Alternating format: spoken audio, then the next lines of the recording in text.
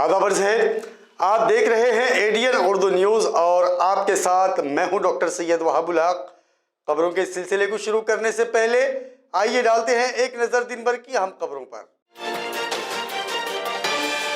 मरकजी हुकूमत ने अक़लियती तलबा के लिए दी जाने वाली प्री मैट्रिक स्कॉलरशिप अचानक बंद करने पर अबू आसिम आज़मी का शदीद रद्द अमल। माशूका की ख्वाहिशात मुकम्मल करने के लिए 2 व्हीलर्स की चोरियां। और राष्ट्रवादी कांग्रेस की जानिब से महंगाई, रामदेव बाबा, गवर्नर भगत सिंह कोश्यारी, अब्दुल सत्तार की मजम्मत में एहतजाज। अब खबरें तफसील से। मरकजी हुकूमत ने हाल ही में प्री मैट्रिक स्कॉलरशिप जमात अव्वल ता हश्तुम के लिए बंद करने का ऐलान किया है। मरकजी हुकूमत ने प्री मैट्रिक स्कॉलरशिप मनसूख करने से मुस्लिम खानदानों के बच्चों के स्कूली तालीम पर इसका बहुत ही मुज़िर असर होगा। ये बात आज अबू आसिम आज़मी ने एडीएन से बात करते हुए कही है। सेंट्रल गवर्नमेंट ने अक़लियती यानी माइनॉरिटी की जो प्री मैट्रिक स्कॉलरशिप थी उसे खत्म कर दिया। इस मुल्क में प्रधानमंत्री कहते हैं कि सबको बराबर का हक है, सबके साथ बराबर का इंसाफ होगा। आज गरीब जनता, खासतौर से मुसलमान बच्चे, 2006 से न जाने कितने बच्चों ने इसका फायदा उठाया। गरीब बच्चों को स्कॉलरशिप मिलती थी, एडमिशन ज्यादा हो रहा था। अब ये स्कॉलरशिप खत्म हो रही है, इससे नुकसान सीधे सीधे मुसलमानों को हो रहा है। और आज मुसलमानों को तालीम में उनकी गरीबी की वजह से, गुर्बत की वजह से पीछे हैं। वो रिजर्वेशन में उनको कुछ का फायदा नहीं मिलता है।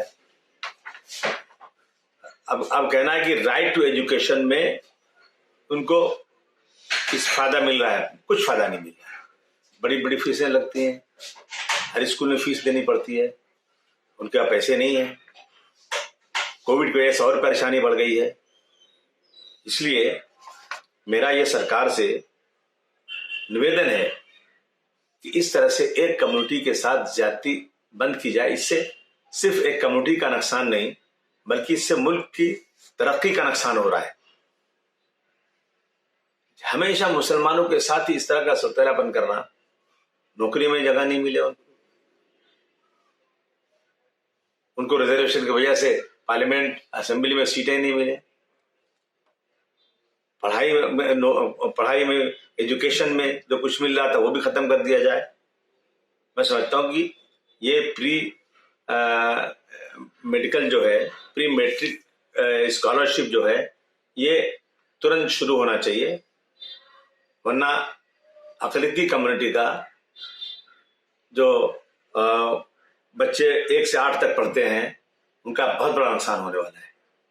इसके ऊपर तमाम लोगों को सरकार से निवेदन करना चाहिए, सरकार से मांग करना चाहिए कि इसको तुरंत फौरन से पेशतर इसे फिर से शुरू किया जाए। Doctor Rafiq Zakaria women's college में ख़वातीन सनतकारों के जानिब से तैयार करदा अशिया की नुमाइश का एहतमाम किया गया था। इस मौके पर पुलिस डिप्टी कमिश्नर अपर्णा गीते बतौर मेहमान ख़ुसूसी मौजूद रहीं।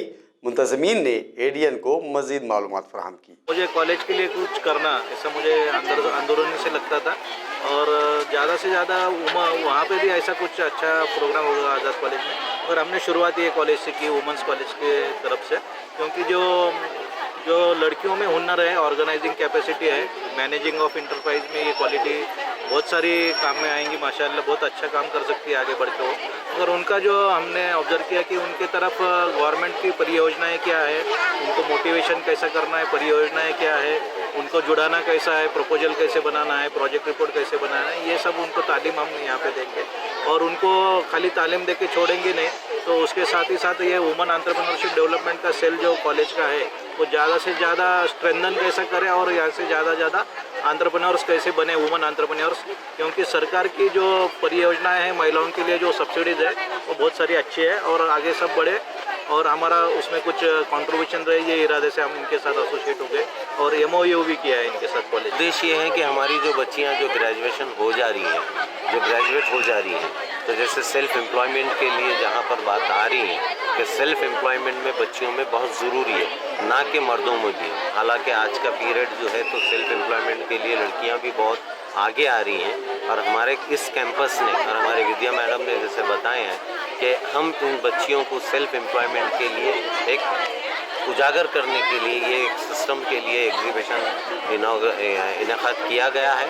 ये एग्जीबिशन का मकसद यही था कि हमारी बच्चियां जो जैसे अभी उल्लास साहब ने भी बताएं कि अभी एक स्पीच में बताएं कि पैसा इम्पोर्टेंट नहीं है, इसमें हौसला इम्पोर्टेंट है और हमारी बच्चियों को हम हौसला, क्योंकि हम as a lecturer as a हमारे सेकंड पेरेंट होने के नाते हम उनके लिए एक हौसला बुलंद करने की कोशिश कर रहे हैं। हमने पेपर बैग मेकिंग का एक बहुत बड़ा ट्रेनिंग भी दिया था बच्चों को और हमारे पास पेपर बैग मेकिंग भी हम लोग शुरू कर चुके थे, मगर बीच में थोड़ा कोरोना की वजह से उसको थोड़ा सेटबैक निकला, वरना हम लोगों का बहुत अच्छे से चल रहा था। बहुत सारे हॉस्पिटल से हमारा टाई अप भी था कि हम पेपर बैग बना के हम लोग वो हॉस्पिटल्स को देंगे और उससे बहुत अच्छा अमाउंट हमारे बच्चों को मिल रहा था। उसके बाद हमने वर्मी कंपोस्ट, डिपार्टमेंट ऑफ जोलॉजी की तरफ से भी हमने वर्मी कंपोस्ट का एक ट्रेनिंग प्रोग्राम दिया, उसके तहत बच्चों को स्किल डेवलप किया वर्मी कंपोस्ट का।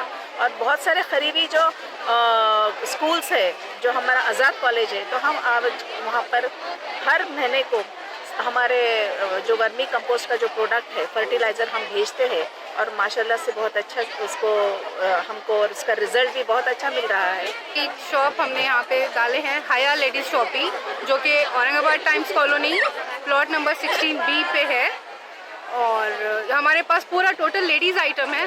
यहाँ पे है बुर्का, अबायास, स्टोल्स वगैरह, then jewellery, clothing, kids wear भी है और लेडीज़ वेयर भी है जिसमें स्टिचिंग फैसिलिटी के साथ है। ये अल्हम्दुलिल्लाह हमारा 2 इयर्स हो गया है। 2 इयर्स से हमारा अल्हम्दुलिल्लाह सक्सेसफुली बहुत अच्छे से बिजनेस रन हो रहा है अल्हम्दुलिल्लाह। ये कपिंग थेरेपी है हिजामा, जो अपने बॉडी का सर्कुलेशन, जहाँ पे भी पेन है वो कम करता है और जहाँ पे भी जो भी तकलीफ़ है उसका सर्कुलेशन भी सही करते। अल्हम्दुलिल्लाह अच्छा है, एग्जीबिशन एकदम अच्छा है और बहुत ज़्यादा पब्लिक आ रही है। अभी तो स्टार्ट है और आएंगी इंशाल्लाह। और ये जमा करवाते थे वो खुद और इससे जिसमें कि कई तरह की बीमारियां कम होती है और हार्मोन से सर्कुलेशन, हार्मोन सिक्रीशन वगैरह भी सही होता। बेसन पीठ आधी थोडंसं भिजू दिलं, त्याच्यामध्ये दही टाकलं, थोडीशी पिठी साखर मिक्स केली आणि ते थोडंसं अर्धा 1 तास भिजू दिलं। त्याच्यानंतर मग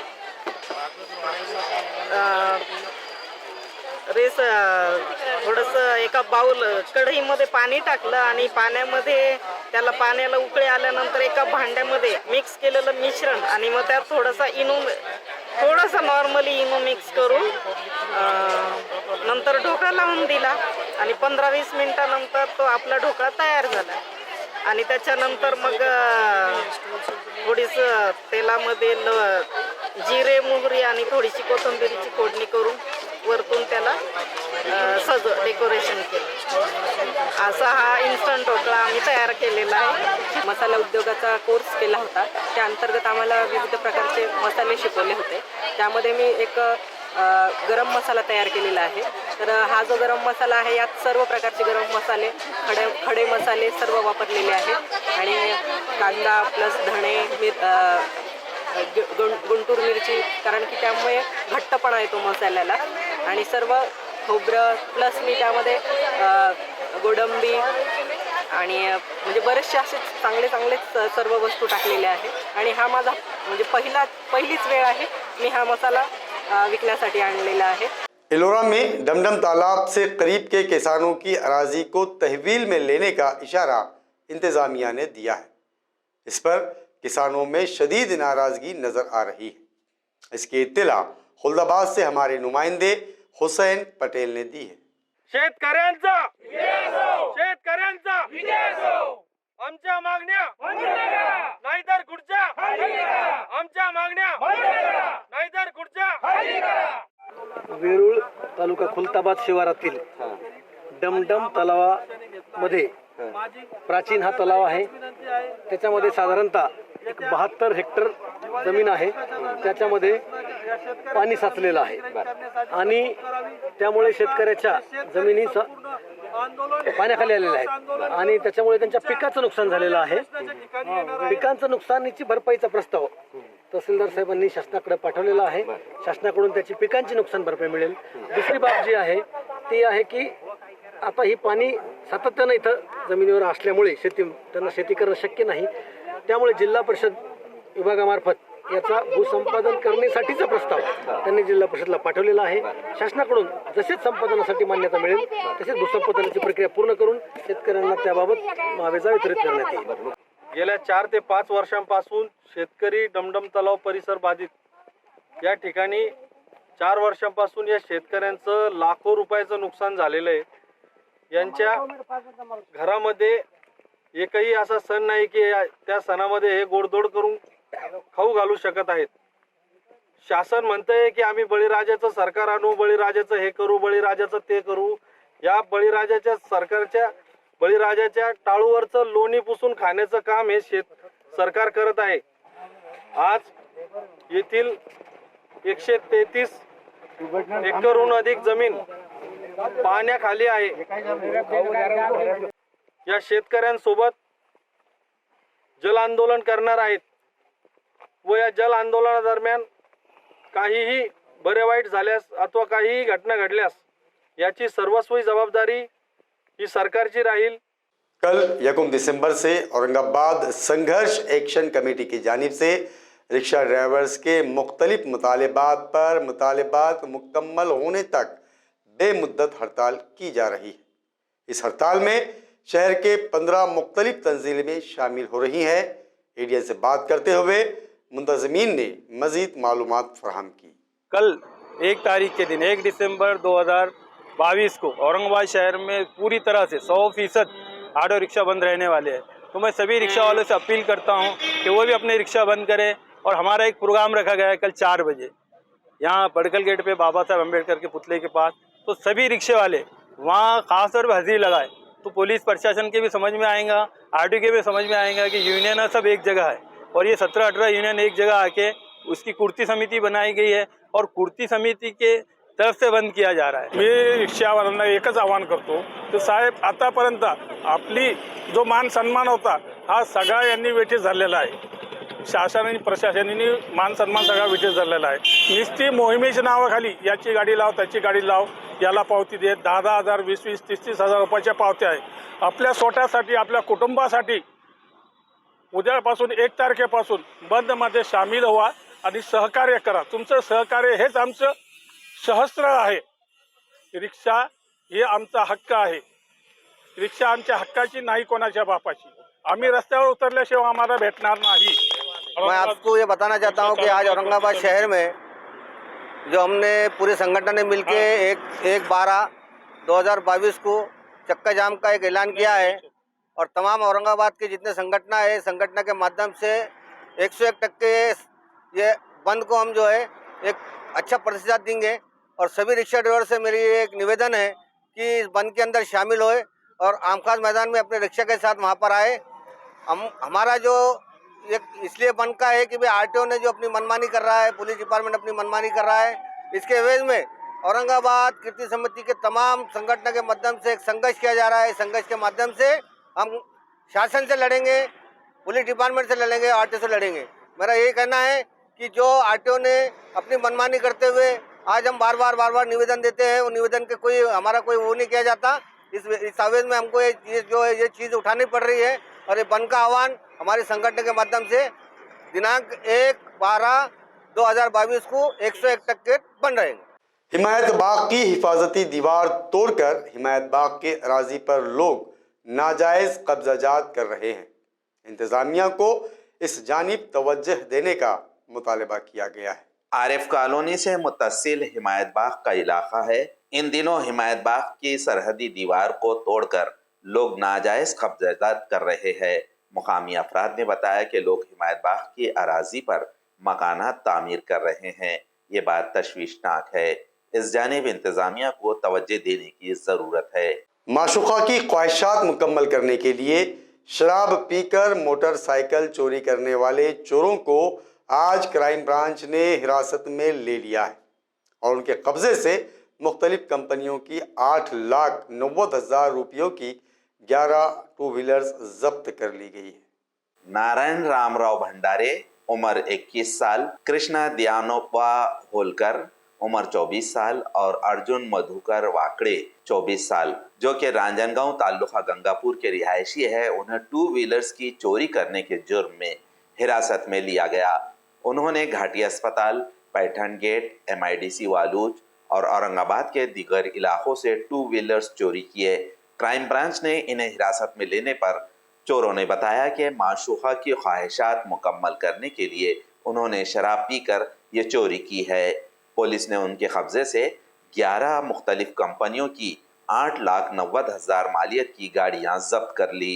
राष्ट्रवादी कांग्रेस पार्टी ने आज जिला कलेक्टर ऑफिस के रूबरू महंगाई, बेरोजगारी, इसी तरह गवर्नर भगत सिंह कोश्यारी, वजीर ज़राअत अब्दुल सत्तार, रामदेव बाबा के काबिले एतराज़ बयानात की मजम्मत में मरकजी हुकूमत और रियासती हुकूमत के खिलाफ शदीद एहतजाज किया। बेरोजगारी महापुरुषांचा अपमान आहे। जयसिंग काका गायकवाड व सर्व ज्येष्ठ सन्माननीय पदाधिकारी, आज आपण जिल्हाधिकारी कार्यालयासमोर जन आक्रोश आंदोलन करतोय। या ठिकाणी राज्यपाल कोश्यारी यांनी जे राज्यपाल कोश्यारी यांचा निषेध करण्यासाठी यांची अकालपट्टी झाली पाहिजे, यासाठी आपण जन आक्रोश आंदोलन करतोय। शेतकऱ्यांच्या विविध मागण्यांच्या बाबतीत आपण जन आक्रोश करतोय। टीका केलेली या सरकारला जाग येण्यासाठी सर्व नेत्यांचा हा जन आक्रोश मेळावा या ठिकाणी आयोजित करण्यात आलेला आहे राष्ट्रवादी काँग्रेस पार्टीच्या वतीने।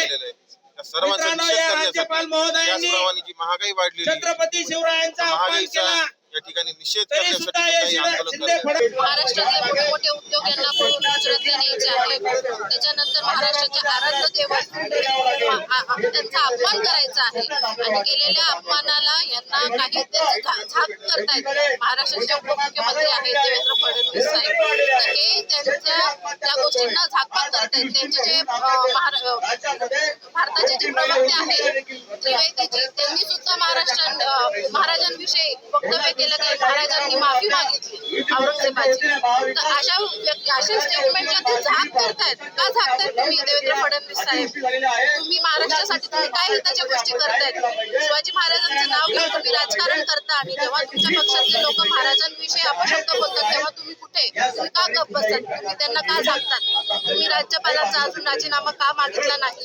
तुम्ही त्यांची हकालपट्टी का केलेली नाही? हे आज आमचे प्रश्न आहेत। अब्दुल सत्तार सारखे व रामदेव बाबांसारखे जे महिलांचा अपमान करतात, किंवा महारत्न आमचे खासदार सुप्रियाताई सुळे यांचा अपमान अब्दुल सत्तारांनी केला अपशब्दामध्ये। यांनी वारंवार महिलांचा अपमान करायचं ठरवलेलं आहे। तुम्ही या लोकांची हकालपट्टी का करत नाही? हा आमचा या आजच्या आंदोलनातला आमचा मुद्दा आहे। आणि महागाई झाली, तुम्ही फक्त मोठ्या मोठ्या उद्योजकांसाठी तुमचं राज्य आहे का?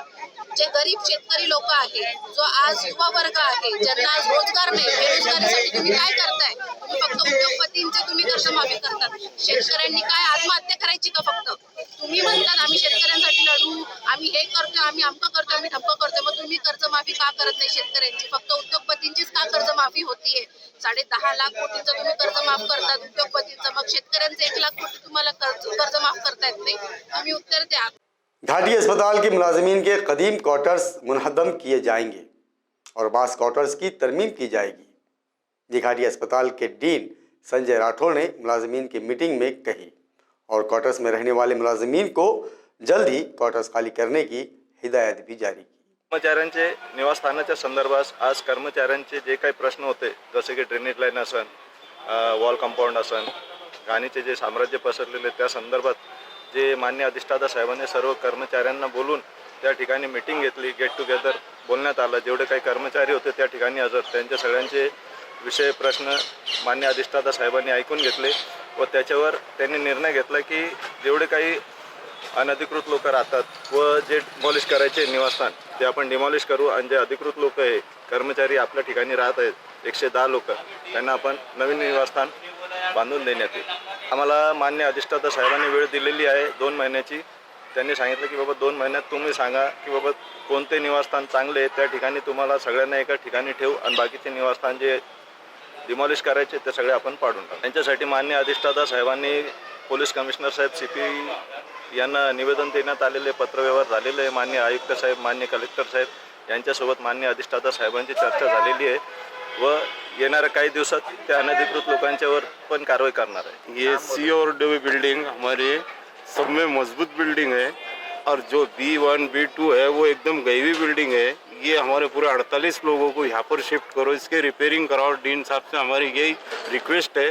और यहाँ सब लोग अपने ऑर्डर से रहते हैं और ये बिल्डिंग जो अच्छी है ये तोड़ने की बोल रहे हैं. ये आप मत तोड़िए सर. यहाँ सब बाल बच्चेदार सब वर्कर रहते हैं. यहाँ सबों के किराया कटता, भाड़ा कटता है और ये बिल्डिंग भी सबों को शिफ्ट करे तो आपके बहुत धन्यवाद सर. CRD बिल्डिंग हमारी जो रहने जैसी है, आप उसी को तोड़ने के बोल रहे हैं.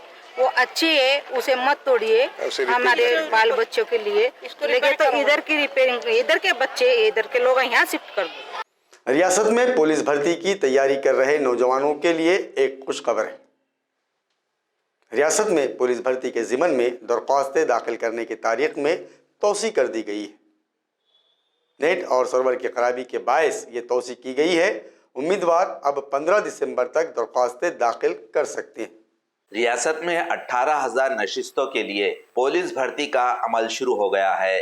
वक्त वाहिद में लातादाद उम्मीदवार ऑनलाइन दरखास्तें दाखिल कर रहे थे. इस दौरान नेट और सर्वर की तकनीकी खराबी के बाद कई नौजवान बर वक्त दरखास्तें दाखिल नहीं कर सके. इसलिए हुकूमत ने दरखास्तें पेश करने की तारीख में 15 यौम का इजाफा कर दिया है. यानी अब पुलिस भर्ती के ख्वाहिशमंद हजरात 15 दिसंबर 2022 तक ऑनलाइन दरखास्तें दाखिल कर सकते हैं. इस फैसले की वजह से ख्वाहिशमंद उम्मीदवारों में खुशी की लहर दौड़ गई. सीनियर अदीब मुबस्सिर साबिक vice chancellor doctor Nagnath Kotapalle Pune में मुख्तसर अदालत के बायस चल बसे. वो 74 बरस के थे. सीनियर अदीब मुबस्सिर साबिक vice chancellor doctor Nagnath Kotapalle Pune में मुख्तसर अदालत के पास चल बसे. वो 74 वर्ष के थे. गुज़िश्ता 15 यौम से वो पुणे के दीनानाथ मंगेशकर अस्पताल में जेर इलाज थे. दौरान इलाज बुध को दोपहर में वो चल बसे. सीनियर मुजाहिद आज़ादी कॉमरेड एडवोकेट मनोहर टकसाल की पहली बरसी के मौके पर उन्हें खिराज अकीदत पेश करने के लिए रैली का अहतमाम किया गया था. रैली का अख्ताम गांधी भवन पर किया गया, जहां प्रोग्राम का अहतमाम किया गया. सर्वप्रथम ज्येष्ठ स्वातंत्र्य सैनिक कॉम्रेड मनोहरराव टाकसाळ यांच्या प्रथम स्मृतिदिनानिमित्त त्यांना अभिवादन करतो. ते आमचे वकील संघाचे ज्येष्ठ सहकारी होते. इकडे पण साथी म्हणून त्यांनी बरंच काम केलं आहे. वकील संघात त्यांचं आजही नाव अजरामर राहण्यासारखं त्यांचं कार्य आहे. त्यांच्या स्मृतीला अभिवादन करून आज मलाही दुःख होत आहे की आमचं चांगलं साथी वकील संघातून मावळलेला असल्यामुळं आम्हाला सर्व वकील संघात दुःखच आहे. तरी त्यांच्याविषयी काय जास्त बोलणार, कारण दुःखाचं संकट आमच्यावर सुद्धा आलेलं आहे. म्हणून त्यांच्या स्मृतीस फक्त अभिवादन करून मी माझे 2 शब्द संपवतो. आणि टाकसाळ साहेबांचे आमचे संबंध ते जसं त्यांनी वकिली चालू केली त्याच्या आधीपासून मी वकील होतो, पण संबंध त्यात खूप आले. दुसरी महत्त्वाची गोष्ट, माझे सख्खे मोठे भाऊ डॉक्टर BB पाटील हे जनता दलाचे अध्यक्ष होते आपले. तर त्यांचा संबंध जास्त होता.